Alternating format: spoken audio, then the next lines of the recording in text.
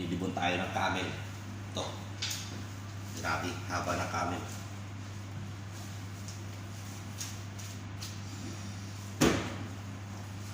Kunting linis muna tayo mga kabutsa.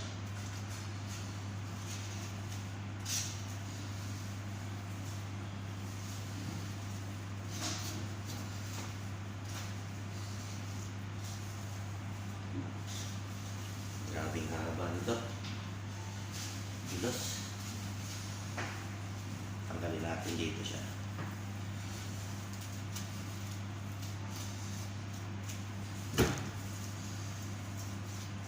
So may buntot mga kabutsa.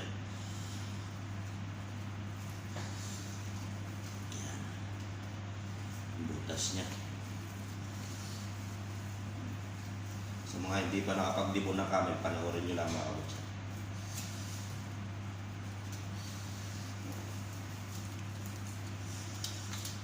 Yan.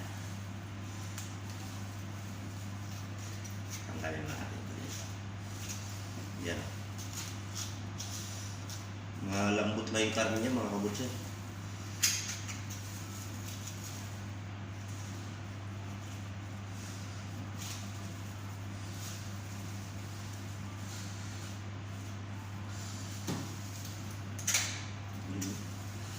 Nakasunto na.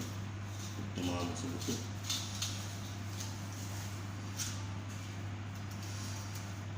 Ayan.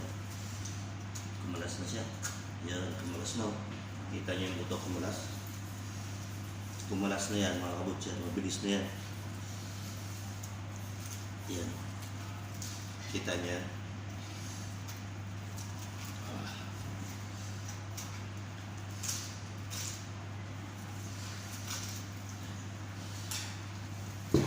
Pakita ko sa inyo yung hip bone niya kaya yung tail bone niya.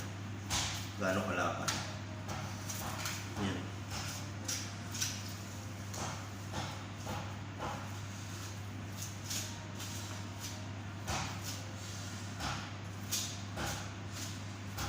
Kita niya mga kabutsa. Kapag niya. Yan o. Grabe yung buto. Parang dinosaur. Laki no? Oh. Ang kita sa camera niyo. Sunod ko ito. Makita niya yung total niya ng leg niya. Ito dito. Isa rin yung bone marrow niya. Laba ang haba niya.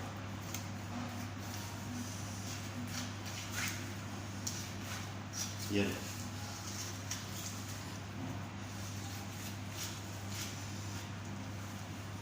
Yan ang karne niya. Pulang-pula. Baliktad naman.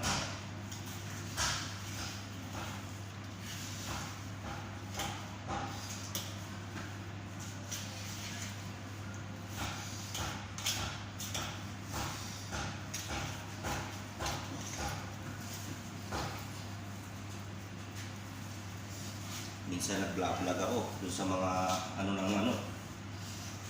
sa farm nito. Dito naman karne na dito pag dito sa trabaho ko.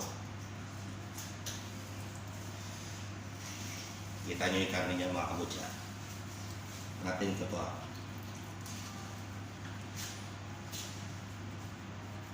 Ito yung bone marrow niya.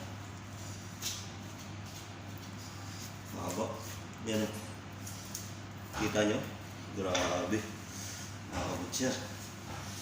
Grabe nga haba ng buto.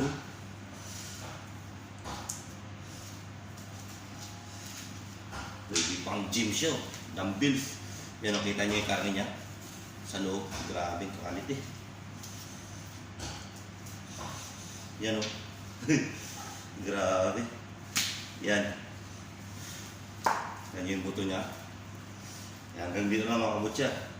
Sana may matutunan kayo. Ganyan lang magdibon ng camel meat. Ito naman yung totally dibonin niya. Yan. Lapad quality yung karne. Okay?